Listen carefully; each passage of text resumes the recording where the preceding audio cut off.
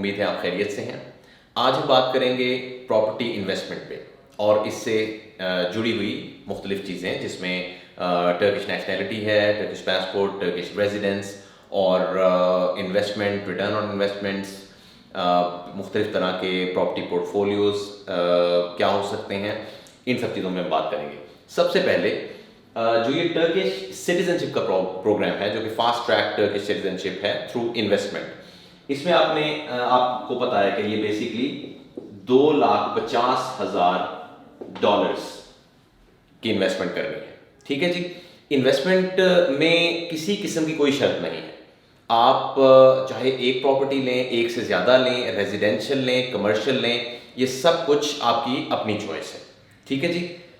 जो चीज़ आपने देखनी है वो ये कि $2,50,000 कम से कम इतनी उसकी वर्थ होनी चाहिए। ये है सबसे पहली चीज़। और यहाँ मैं यही बताता चलूँ कि ये जो अमाउंट है ये बेसिकली 2017 ऑलमोस्ट सितंबर 2017 से ये $2.5 लाख है। इससे पहले ये प्रोग्राम जो है वो शुरू हुआ था 2012 में फास्ट ट्रैक टर्किश सिटीजनशिप का थ्रू रियल एस्टेट इन्वेस्टमेंट, और उस वक्त जो अमाउंट थी, लेट मी टेल यू, वो इससे 4 गुना ज्यादा थी। दैट वाज $1 मिलियन, ये अमाउंट थी पहले। ठीक है जी। और 2012 में जब ये स्टार्ट हुआ, और ये अमाउंट 2017 में इसको कम कर दिया गया और $2.5 लाख कर दिया गया, यानी $250,000।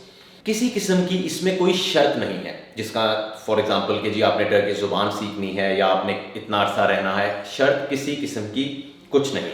ठीक है जी। आपने $2.5 लाख इन्वेस्ट किया और अपना जो पेपर वर्क है, एवरीथिंग, और इसमें 3 मंथ्स में आपको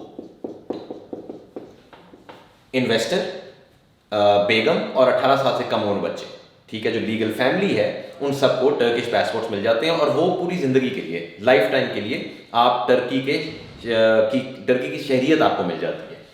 अब इससे 3 महीने, depending on case to case, कभी कभार 3 से 4 महीने भी हो सकते हैं, लेकिन जनरली अगर हम बात कर रहे हैं तो 3 महीने में, 90 से 100 दिन में आपके पासपोर्ट्स रेडी हो जाते हैं और आप यहाँ के शहरी हो जाते हैं।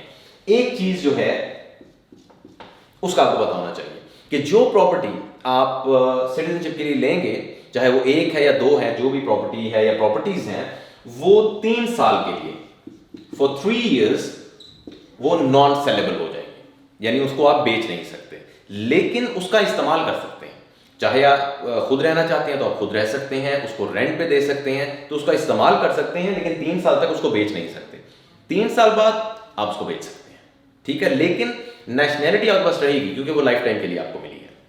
ये तो है जी पहला पॉइंट जो आपने ज़हन में रखना है कि इसमें किसी किस्म की कोई ऐसी शर्त नहीं है। ये मैं क्यों ये कह रहा हूं कि शर्त, ये ज़हन में रखिएगा कि बहुत से ममालिक हैं जो इस वक्त पासपोर्ट दे रहे हैं इन्वेस्टमेंट पे, लेकिन उनमें कुछ और चीज़ें हैं जो आपको पता होना बहुत ज़रूरी है। विदाउट नेम्स, उसमें यह है कि कुछ ममालिक ऐसे हैं जिनमें आपको बहुत सा पैसा, उनका जो नेशनल फंड है उसमें आपको डोनेशन देना है, यानी आपको उस गवर्नमेंट को डोनेशन देना है लाखों डॉलर, और उसके अलावा फिर सर्टन अमाउंट की प्रॉपर्टी खरीदनी है, सर्टन अमाउंट बॉन्ड्स खरीदने हैं, और वो जो प्रॉपर्टी खरीदनी है वो भी गवर्नमेंट बताएगी। तो मैं सिर्फ ये बताना चाह रहा हूँ, इसलिए मैं इस चीज़ पर स्ट्रेस दे रहा हूँ कि टर्की में प्रॉपर्टी कहाँ खरीदनी है, कौन सी प्रॉपर्टी खरीदनी है, ये सब चीज़ें आपकी अपनी चॉइस है। और जो पैसा आप दे रहे हैं, आप गवर्नमेंट ऑफ टर्की को कोई भी डोनेशन के नाम पे या नेशनल फंड में कुछ नहीं दे रहे, आपकी अपनी इन्वेस्टमेंट है, आप सिर्फ इन्वेस्टमेंट कर रहे हैं, और नेचुरली आप उस इन्वेस्टमेंट पे 3 साल बाद अच्छा कैपिटल गेन लेंगे जब उसको आप सेल करेंगे। और उन 3 साल में अगर आप इस्तेमाल करना चाहें, आप रेडी प्रॉपर्टी लेते हैं, तो उस पर आप जो है वो रेंट कमा सकते हैं या उसमें खुद रह सकते हैं। ठीक है जी।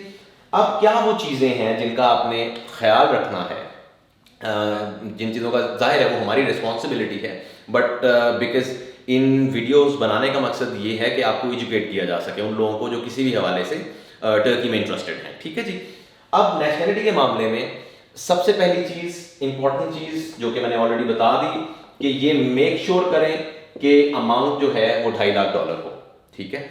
अब ये अमाउंट जो है, ये मोस्ट ऑफ द टाइम जो आप प्रॉपर्टी खरीदेंगे, वो टर्किश लिरास में होगी। यकीनन कुछ प्रॉपर्टीज हैं जो आप डॉलर्स में ही खरीदते हैं यहाँ, बट जनरली क्योंकि यहाँ की करेंसी जो है वो टर्किश लिरा है, तो मोस्ट ऑफ द टाइम जो आप प्रॉपर्टी खरीदेंगे वो टर्किश लिरा में होगी। लेकिन जो शर्त आपने पूरी करनी है वो $2.5 लाख की करनी है। तो किस दिन ये कौन सा वाला रेट होगा, अब वो फर्दर डिटेल्स हैं, लेकिन क्विकली मैं ये बता दूं कि जब कोई प्रॉपर्टी पसंद कर ली आपने, तो आप क्या करते हैं कि आप उसको बुक कर लेते हैं। ठीक है जी, आप जो है वो बुकिंग अमाउंट होती है, मैं लेट्स से अराउंड 1% वो आपने पे कर दिया, तो आपको कुछ टाइम मिल जाता है, 2 हफ्ते से 4 हफ्ते, depending on project. Her project के ये स्टैंडर्डाइज नहीं है, कुछ प्रोजेक्ट आपको 2 हफ्ते दे रहे हैं, कुछ 1 हफ्ता दे रहे हैं, कुछ 3 हफ्ते 4 हफ्ते, उस टाइम में आपने पेमेंट करनी होती है। ठीक है, अब मैं उस पर आता हूँ, इस चीज़ को फॉलो करते रहे। तो पहली चीज़ क्या है कि जी $2.5 लाख अमाउंट बननी चाहिए। अब दूसरी चीज़ ये है कि आपने बैंक ट्रांसफर, ठीक है, बैंक ट्रांसफर का मैं बता देता हूँ। दरअसल जब आप यहाँ बुकिंग कर लेते हैं सब कुछ, तो हम आपका टर्किश टैक्स नंबर, तुर्की का जो टैक्स नंबर है वो आपका लेते हैं, उसके बाद आपका बैंक अकाउंट ओपन करवा देते हैं। अब पॉइंट ये है कि जी बैंक अकाउंट ओपन करवाना जरूरी है? बिल्कुल जरूरी नहीं है।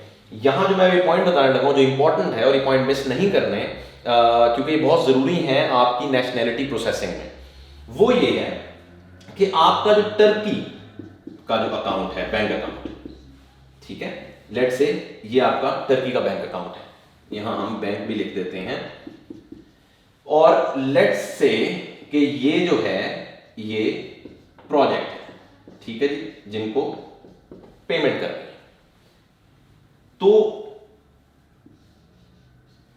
बैंक से ट्रांसफर होगा और इसकी रसीद चाहिए, वो बहुत जरूरी है। वो स्टैम्प जो ब्रांच होती है वहां से वो स्टैम्प करके एक रिसीट मिल जाती है, एक रसीद मिल जाती है, एक जो कि पार्ट ऑफ द डॉक्यूमेंट्स है जो कि चाहिए होता है।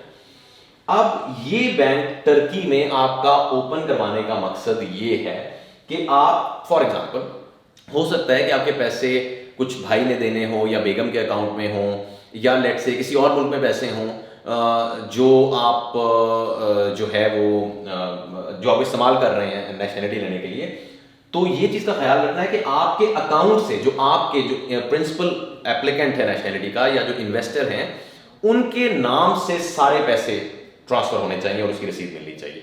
तो इसलिए हम ये अकाउंट खुलवाते हैं कि जी आपने अगर कहीं और से मंगवा रहे हैं, लेट से पैसे आने हैं, तो पहले आप इस अकाउंट में ले आए और यहां से फिर आप एक ही बार ट्रांसफर कर दें, ठीक है, ताकि जो कंडीशन है, जो रिसीट चाहिए, जो आपके नाम के अकाउंट से प्रोजेक्ट के अकाउंट में जाएंगे, उसमें प्रॉब्लम ना हो।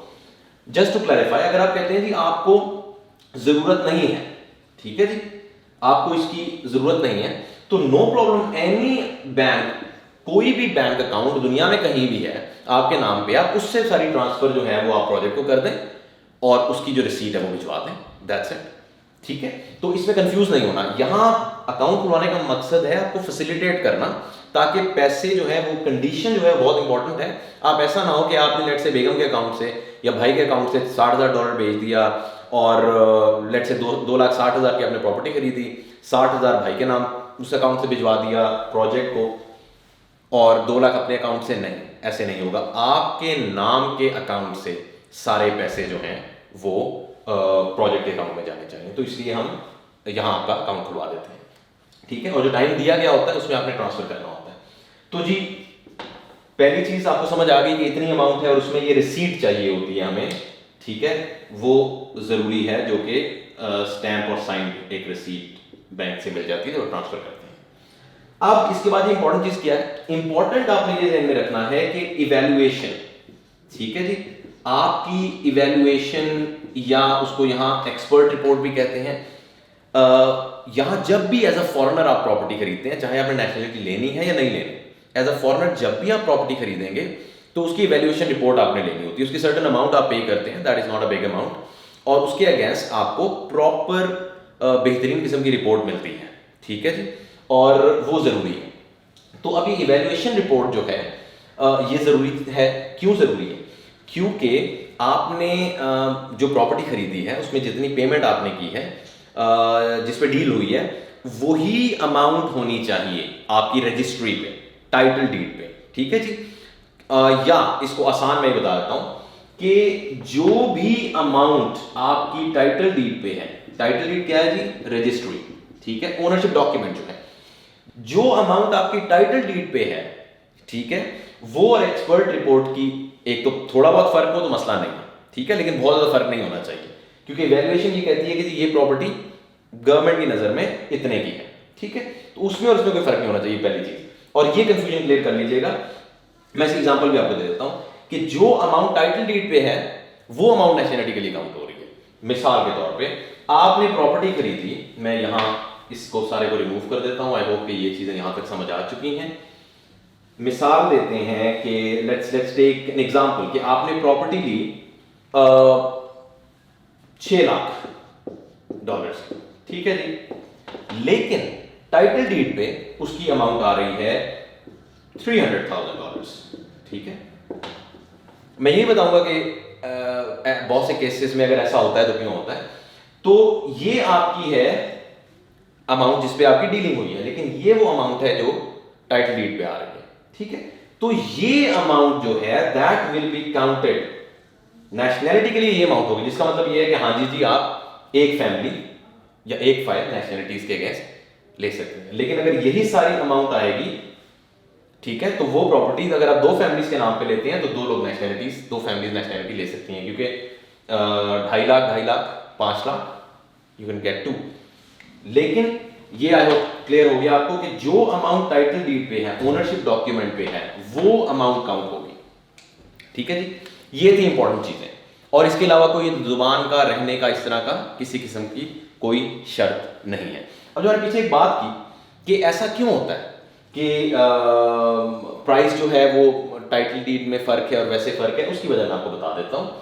कैपिटल गेन्स टैक्स, ठीक है जी। अब होता ये है कि अगर आपने यहां प्रॉपर्टी 5 साल से कम अरसा अपने पास रखी, ठीक है, 5 साल से कम, और अब आप उसको बेच रहे हैं, तो उसकी जो प्रिंसिपल अमाउंट है, अगेन मैं आपको यहां एग्जांपल देके बताता हूं। लेट्स से आपने प्रॉपर्टी खरीदी थी $1 लाख की, ठीक है जी। एग्जांपल देते हैं कि जी किसी भी साल में, नहीं 5 साल से कम अरसा हुआ, अब जब आप उसको बेच रहे हैं तो उसकी प्राइस जो है वो $1,30,000, ठीक है। तो आपको इस पे गेन कितना हुआ? $30,000 का, $30,000 का गेन हुआ। तो इस $30,000 पे आपने 22 to 35% टैक्स देना। वो डिपेंड करता है किस साल प्रॉपर्टी ली और क्या, वो कुछ चीजों पे डिपेंड करता है, लेकिन वो कितना होता है कि जी यहां मैं आपको लिख भी देता हूं, 22 से 35% टैक्स पे करना होता है सेलर में, ठीक है। और फिर वो टाइटल डीड में ये अमाउंट काउंट होगी। अब क्योंकि मैनी टाइम्स सेलर नहीं चाहता, वो कहता है कि जी मैंने तो ये अमाउंट पे नहीं कर, तो उस सूरत में क्या होता है कि जब वो बेच रहा है और जो शख्स खरीद रहा है वो ये अमाउंट उस पर लिखी हुई है, क्योंकि सेलर जो है वो ये कैपिटल गेन्स टैक्स नहीं देना चाहता, और मैनी टाइम्स बायर को प्रॉब्लम नहीं है, लेकिन नेशनैलिटी के लिए आपको प्रॉब्लम है इसमें, क्योंकि आपकी ये अमाउंट काउंट होगी, ये अमाउंट काउंट नहीं होगी, ठीक है। आई होप ये पॉइंट भी क्लियर हो गया। ये इस तरह के क्वेश्चंस वगैरह आते रहते हैं, और ये आई थॉट कि मैं एक डिटेल अंदाज में ये चीज़ें समझा दूं, जो कि बहुत सिंपल है, लेकिन नेचुरली अगर नहीं पता हो तो वो मुश्किल लगती हैं। तो ये आपको समझ आ गया कि क्यों अक्सर टाइटल डीड में प्राइस मुख्तलिफ होती है और जिस पे सेल हो रही होती है वो प्राइस मुख्तलिफ होती है। ये पॉइंट हो गया जी। अब इसके बाद हम अगली चीज़ पे बात कर लेते हैं कि रेजिडेंसी। रेजिडेंसी जो है बेसिकली वो आपको यानी आप उसमें अमाउंट की कोई शर्त नहीं है, आप यहाँ कोई भी प्रॉपर्टी खरीदते हैं, ठीक है, और आपके नाम पे प्रॉपर्टी आप लेते हैं, यानी आप यू बाय अ प्रॉपर्टी, आपके नाम पे टाइटल डीड है, तो उस सूरत में भी बेगम और 18 साल से कम उम्र बच्चे, ठीक है, उनको रेजिडेंस के लिए यानी आप एलिजिबल हैं, आप अप्लाई कर सकते हैं। और रेजिडेंस जो आप 2 साल के लिए अप्लाई करते हैं और फिर वो 2-2 साल की रिन्यू होती रहती है, रियल स्टेट रेजिडेंस आपको मिल जाती है, ठीक है जी। उसमें इवैल्यूएशन रिपोर्ट तो आपने लेनी है, लेकिन अमाउंट क्या है ये मैटर नहीं करता, ठीक है। किसी किस्म की कोई चीज़ मैटर नहीं करती। अगर कोई चीज़ मैटर करती है वो ये कि प्रॉपर्टी आपके नाम पे तो आपको रेजिडेंस मिल जाती है। अब यहाँ क्विकली मैं बता देता हूँ कि जी रेजिडेंस में और नेशनलिटी में क्या फ़र्क है। देखें, आप जिस मुल्क में भी हैं और जिस मुल्क का पासपोर्ट है आपके पास, आप उस मुल्क के शहरी हैं, सॉरी, ठीक है, आप उस मुल्क के शहरी हैं और आपके पास शहरियत है, आप फॉरनर नहीं हैं। इसी तरह जब आपको टर्किश पासपोर्ट मिलता है तो आप इस मुल्क के शहरी बन जाते हैं, आपका शहरियत है, आप फॉरनर नहीं हैं। लेकिन रेजिडेंस जो है, जो कि आप $1,00,000 की प्रॉपर्टी लें, $1.5 लाख की, जो भी है, $2.5 लाख से कम की अगर आप प्रॉपर्टी लेते हैं तो आप को रेजिडेंस मिल सकती है। ठीक है जी। उसमें आप होते फॉरेनर ही हैं। फ़र्क क्या है? फ़र्क ये है कि आपको यानी यहाँ के आपके बच्चे आप यहाँ के स्कूल इस्तेमाल कर सकते हैं, हॉस्पिटल आप इस्तेमाल कर सकते हैं, आपको वीज़ा नहीं लेना पड़ता, रहने की कोई कतरन नहीं है, आप जितना टाइम भी यहाँ रहें, आप ना रहें यहाँ। ठीक है जी। तो इट्स मोर लाइक, यानी not more like, it is like इकामा, या उसको कोई फैंसी वर्ड दे दें, कुछ भी है, पीआर उसको कह दें, वो रेजिडेंस है। अब पीआर होता है परमानेंट रेजिडेंसी। ठीक है जी। ये मोर लाइक एक परमानेंट चीज नहीं है। जब तक प्रॉपर्टी आपने रखी, आपको रेजिडेंस रिन्यू होती रहेगी। लेकिन अगर आपने प्रॉपर्टी बेच दी और नई प्रॉपर्टी नहीं ली, तो फिर अगले टेन्योर के लिए वो रिन्यू नहीं होगी। As simple as that. ठीक है। तो ये चीज है कि जी रेजिडेंस क्या है और रेजिडेंस और नेशनैलिटी में क्या फर्क है। ये आई होप कि ये चीज़ बिल्कुल क्लियर होगी है कि रेजिडेंसी में आपको पासपोर्ट नहीं मिल रहा, आप फॉरेनर ही हैं लेकिन आप वहाँ रहते हैं, किसी किस्म का वो, उसमें कोई मसला नहीं है। और अगर कोई पॉलिसी चेंज होती है तो इट इज़ लेस लाइकली कि अगर आपको पासपोर्ट, यानी आप लोकल हैं, आपके पास शहरियत है, तो आपको इफेक्ट करे। बीइंग फॉरेनर आपको पॉलिसीज ज़्यादा इफेक्ट करती हैं। ठीक हो गया। अब इसके बाद आखिरी चीज़ पे मैं बात करूँगा, वो ये है कि इन्वेस्टमेंट। ठीक है। Return on investment. अब रिटर्न ऑन इन्वेस्टमेंट की अगर हम बात करते हैं तो उसमें दो चीजें हैं। एक है रेंटल रिटर्न और दूसरी क्या चीज है जी? दूसरी है कैपिटल गेन्स या ग्रोथ। अब इन दोनों चीजों में अगर आप चाहते हैं कि मुझे रेंटल रिटर्न चाहिए, तो ऑफ कोर्स इट्स क्लियर आपको रेडी टू मूव प्रॉपर्टी आप खरीदेंगे, क्योंकि अगर वो रेडी टू मूव है तो जाहिर है उसको आप आगे रेडी कर सकते हैं। कैपिटल गेन्स या कैपिटल ग्रोथ की बात करें तो वो ये है कि जिस साल बाद इस प्रॉपर्टी की प्रिंसिपल अमाउंट कितनी बढ़ जाएगी, या 2 साल बाद कितनी बढ़ जाएगी, या 3 साल बाद कितनी बढ़ जाएगी। तो इन दो चीज़ों को मिला के आप आरओआई निकाल सकते हैं कि जी रेंट कितना कमाया और ओवरऑल कितनी ग्रोथ हुई। मिसाल के तौर पे 10% सालाना ग्रोथ हुई प्रॉपर्टी की, तो 3 साल बाद 30% आपको उसका कैपिटल गेन्स मिल गया। और लेट से 6% सालाना उसका रेंटल रिटर्न आपने लिया, तो 3 साल में आपने कितना रिटर्न ले लिया? 18%। ठीक है जी। मैं सिर्फ यानी एग्जाम्पल के लिए बात कर रहा हूँ कि अगर 10% था तो 3 साल में 30% वो ले लिया आपने, और 6% उसका रेंटल रिटर्न है, तो 18% ये ले लिया। तो टोटल 48% 3 साल बाद आपने प्रॉपर्टी पे रिटर्न ऑन, यानी उस पर जो है वो रिटर्न लिए हैं, कैलकुलेटिंग बोथ, इंक्लूडिंग बोथ। अच्छा, अब यहाँ जल्दी से मैं आपको बताता हूँ कि बेसिकली किस तरह के पोर्टफोलियोज बन सकते हैं, इन्वेस्टमेंट पोर्टफोलियोज। ठीक है। इन्वेस्टमेंट पोर्टफोलियो जो है वो प्राइमरीली 3 तरह के बन सकते हैं। ठीक है। लेकिन ये सब कुछ डिपेंड करता है कि बजट कितना है और क्या पर्पस है, किस वजह से आप प्रॉपर्टी खरीद रहे हैं। हर चीज़ परफेक्ट, यानी सारी चीज़ें जो है परफेक्ट जो चाह रहे हैं अगर वही मिलना, ये बहुत अनलाइकली है। ठीक है। तो आपने प्रायोरिटाइज करना है कि जी ये 2 या 3 चीज़ें मेरे लिए अहम हैं और ये मेरा बजट है और उसमें मुझे ये करना है। लेकिन मैं सिर्फ जस्ट जनरली बात करते हुए उस पर बात कर रहा हूँ कि बेसिकली पोर्टफोलियोज किस तरह के पोर्टफोलियोज हो सकते हैं।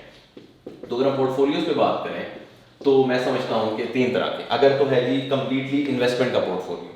इन्वेस्टमेंट के पोर्टफोलियो की अगर हम बात करते हैं तो उसमें क्या हो सकता है? उसमें ये है कि आप फुली इन्वेस्टमेंट पोर्टफोलियो की मैं बात कर रहा हूँ। उसमें क्या है कि आप 1 या 2 या 3 जो भी है अंडर कंस्ट्रक्शन प्रॉपर्टीज उठाएं, क्योंकि उनमें कैपिटल गेन्स ज़्यादा है।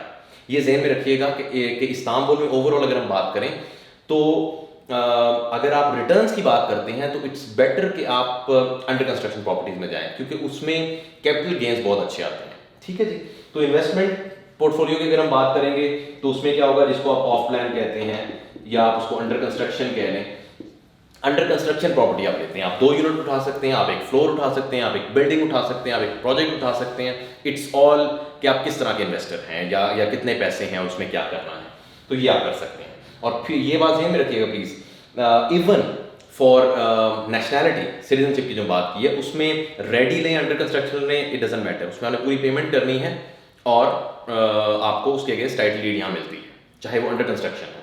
और ये चीज़ बहुत डिफरेंट है टर्की के बारे में। एक चीज़ अंडर कंस्ट्रक्शन है बट आपको उसका ओनरशिप डॉक्यूमेंट मिलता है, किस फ्लोर पे कौन सा नंबर आपने खरीदा है। ठीक है। एनीवेज ये मैं सिर्फ बताना चाह रहा था। अच्छा, ये इन्वेस्टमेंट हो गई। इन्वेस्टमेंट पोर्टफोलियो हो गया जी।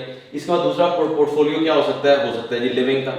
अब लिविंग पोर्टफोलियो क्या है कि इसमें मिसाल दे रहा हूँ कि 2 या 3 आपने अपार्टमेंट लिए लेकिन रेडी, ठीक है, एक में खुद ले लिया और दूसरा जो है वो रेंट के लिए दे दिया, यानी उससे थोड़ा अर्निंग के लिए, और एक में आप खुद रह रहे हैं, तो ये कंप्लीटली लिविंग है।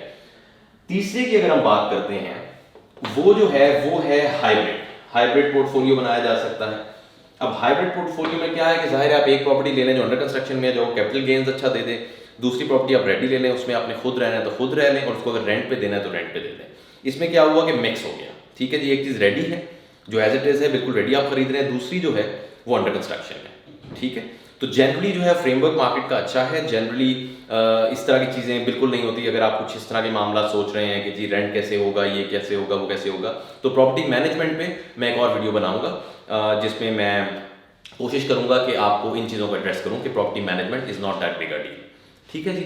तो पहले हमने बात की फास्ट ट्रैक टर्किश सिटीजनशिप की, उसमें जो जो मामला उससे रिलेटेड है उन पे बात की, फिर रेजिडेंसी की हमने बात की, और तीसरे पे हमने इन्वेस्टमेंट की बात की।